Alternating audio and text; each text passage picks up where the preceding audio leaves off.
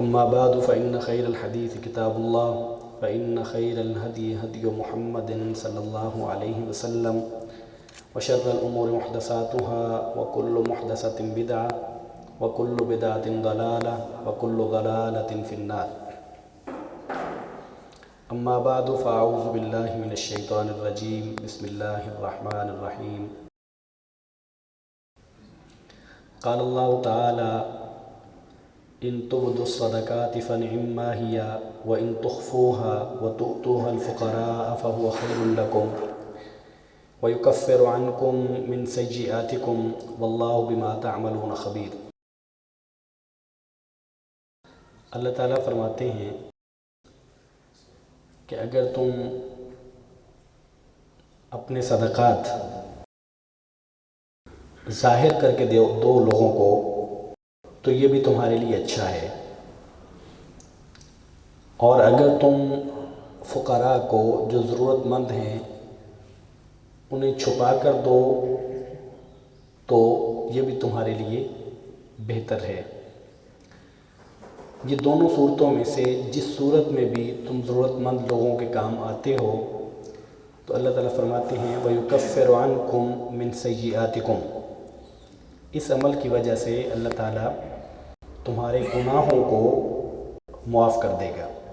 واللہ بما تعملون خبیر، اور اس عمل، یہ جو ضرورت مندوں کے کام آنے کا عمل ہے، اس عمل کے ساتھ، اس کے سمیت جتنے بھی تم اعمال کرتے ہو اللہ تعالیٰ کسی سے غافل نہیں ہے، تمام اعمال سے اللہ تعالیٰ باخبر ہے۔ قرآن مجید کی اس آیت مبارکہ کا مطلب یہ ہے کہ اگر تم اعلانیہ طور پہ بتا کے ظاہر کر کے اللہ کی راہ میں دیتے ہو، ضرورت مندوں کے کام آتے ہو، تو یہ اس لیے اچھا ہے کہ اس سے دوسرے لوگوں کو ترغیب ملتی ہے، دوسرے لوگ بھی اس طرح کے نیک عمل میں حصہ بن جاتے ہیں۔ اور اگر تم چھپا کے دیتے ہو تو یہ اس لیے بہتر ہے کہ اس میں ریاکاری کا، دکھاوے کا اور شو آف کا جو ایک ہو سکتا ہے ذہن میں ایک بات، وہ اس کے امکانات کم ہو جاتے ہیں۔ تو بہر صورت دونوں کے اپنے اپنے فائدے ہیں۔ بات صرف اتنی ہے، ہم انشاءاللہ 20 منٹ پہ اپنا خطبہ ختم کریں گے۔ صرف ان دنوں میں تو ایک ہی پیغام ہے، جیسے حالات ہیں اسی طرح کا پیغام ہے، اور وہ اصرار کے ساتھ ہے اور وہ بار بار ہے۔ پیغام یہ ہے کہ ہم مسلمان ہیں، اور اسلام ہماری جو رشتہ داری بتاتا ہے آپس میں، وہ بھائی چارے کی بتاتا ہے۔ اسلام یہ کہتا ہے کہ آپ بھائی ہو، ایک دوسرے کے بھائی ہو آپ، اخوت ہمارا رشتہ ہے، ہمدردی ہمارا تعلق ہے، ایک دوسرے کے کام آنا ہمارا نظریہ ہے۔ ایسے مشکل حالات میں، عام حالات میں بھی اپنے بھائی کے ساتھ کھڑا ہوا جانا چاہیے، لیکن ان مشکل حالات میں تو تصور بھی نہیں کیا جانا چاہیے کہ ایک مسلمان پریشان ہو اور دوسرا مسلمان اس پریشانی کو اپنی پریشانی نہ سمجھے، اپنے بھائی کے ساتھ کھڑا نہ ہو، اس کے روٹین کے اور معمول کے اس کے خرچے چل رہے ہوں، اس کے گھر میں معمول کے کھانے بنتے ہوں، اس کے گھر میں اس کے جو کاروبار کے معمولات ہیں وہ ویسے چل رہے ہوں، لین دین، اس کو کوئی سروکار نہ ہو کسی کے ساتھ، سوائے اس کے کہ اس کا اپنا کاروبار کیسا ہے، سوائے اس کے کہ اس کے اپنے بچے کیا کھا رہے ہیں، سوائے اس کے کہ اس کا اپنا کھانا کیسا ہے۔ تو یہ ایک مسلمان کا نظریہ اور تعلق اور بنیاد ہرگز نہیں ہے۔ اس لیے حالات یہ ہیں، جب رسول کریم صلی اللہ علیہ وسلم فرماتے ہیں کہ تمہارا تعلق ایک جسم کی طرح ہے، اور جسم کا ایک عضو جب تکلیف میں ہوتا ہے تو تمام جسم تکلیف کو محسوس کرتا ہے، تو یہی تعلق ہے۔ اس کو عملاً ہمیں دیکھنا چاہیے کہ ہم اسلام کے اور مسلمانی کے کس درجے پہ کھڑے ہیں۔ اگر ہمیں اس کا خیال نہیں آتا، میں آپ کو مثال دیتا ہوں، ہم عام طور پہ یہ سمجھ لیتے ہیں کہ غریبوں کے کام آنا، یا مشکل حالات میں جو لوگ ہیں ان کے کام آنا، تو یہ ان لوگوں کا کام ہے جن کے پاس بڑا سرمایہ ہوتا ہے، یہ ہمارا کام تھوڑی ہے۔ یا اس وقت میں جو مخاطب ہوں، میں جن لوگوں کی بات کر رہا ہوں، یہ تو وہ لوگ ہیں جن کے پاس بڑے پیسے ہیں۔ یہ حافظ صاحب ہمیں تھوڑی مخاطب ہیں، ہم تو مخاطب نہیں ہیں۔ میں کہتا ہوں اس کا سب سے پہلے میں مخاطب ہوں، اور پھر آپ میں سے ہر بندہ اس کا مخاطب ہے۔ دیکھیے، اگر ایک مالی حیثیت میری اتنی ہے کہ میں کسی کو ایک پاؤ دال لے کے دے سکتا ہوں تو مجھے دینی چاہیے۔ میں کسی کو ایک صابن لے کے دے سکتا ہوں تو مجھے دینا چاہیے۔ میں جانتا ہوں ایک شخص کو کہ اس کے گھر میں اگر کھانا نہیں ہے تو میں ایک وقت کا کھانا اس تک پہنچا دوں۔ اور رسول کریم صلی اللہ علیہ وسلم کیا فرماتے ہیں؟ آپ فرماتے ہیں کہ جب کھانا بنایا کرو، یہ مسلمانوں سے مخاطب ہیں۔ کون؟ مسلمانوں کے نبی صلی اللہ علیہ وسلم فرماتے ہیں کہ جب کھانا بنایا کرو تو کھانے میں سالن بناتے ہوئے پانی زیادہ ڈال لیا کرو۔ کیوں؟ تاکہ اس میں سے آپ اپنے ہمسائے تک حصہ پہنچا سکو۔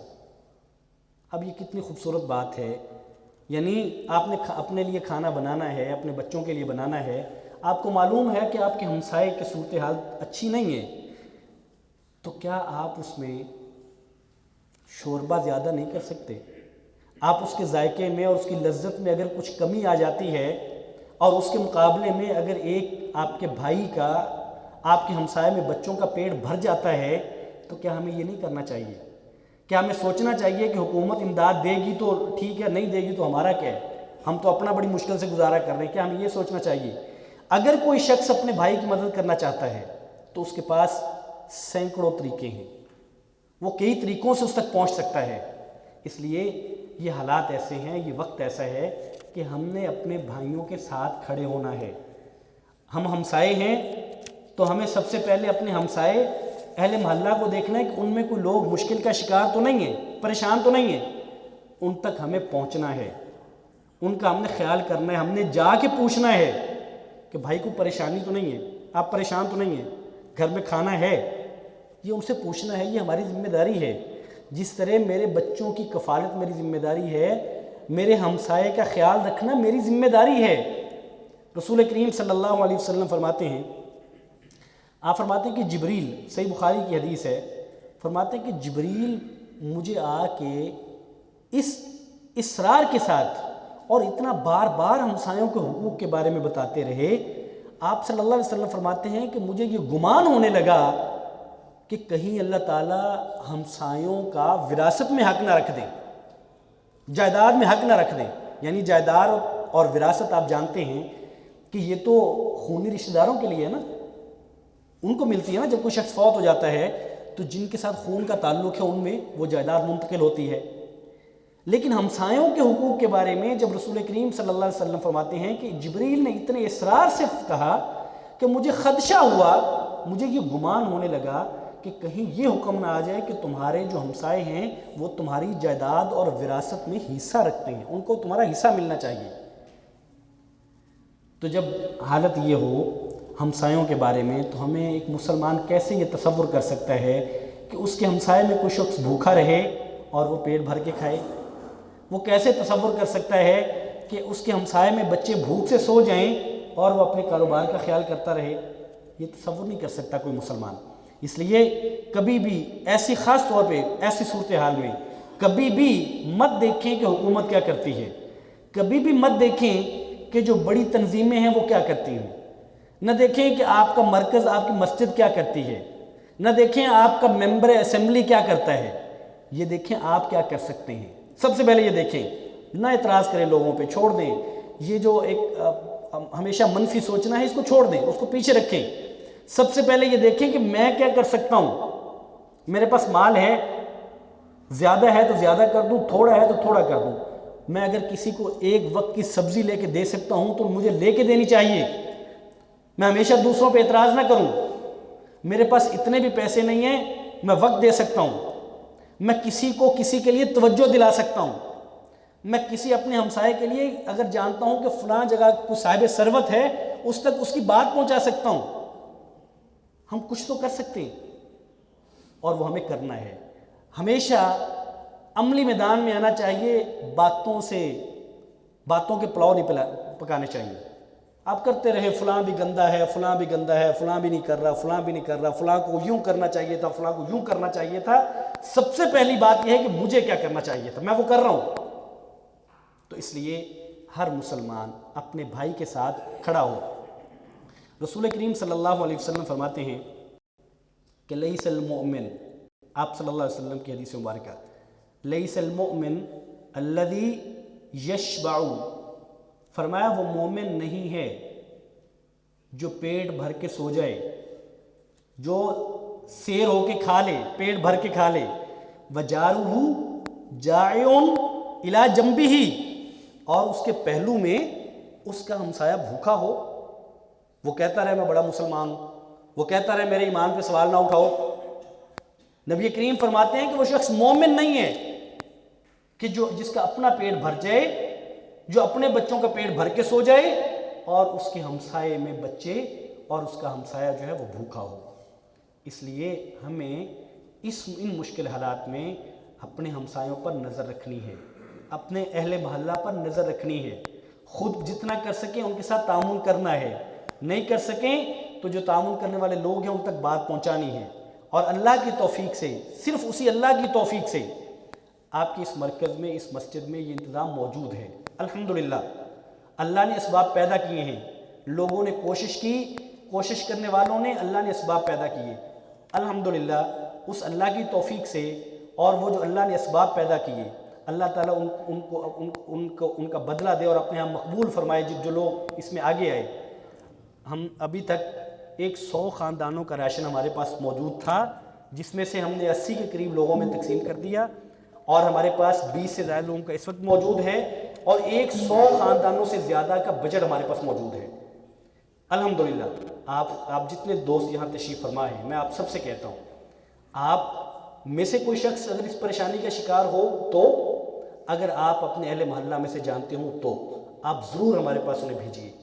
آپ جن کو جانتے ہیں آپ ان کو یہاں بھیجیے، ہم بڑے احترام کے ساتھ، بڑی عزت کے ساتھ ہم سب کو انشاءاللہ تعالی جتنی توفیق ہے، ہم تو بیچ میں پل کا کردار ادا کرنے والے ہیں، تو وہ ہم کر رہے ہیں۔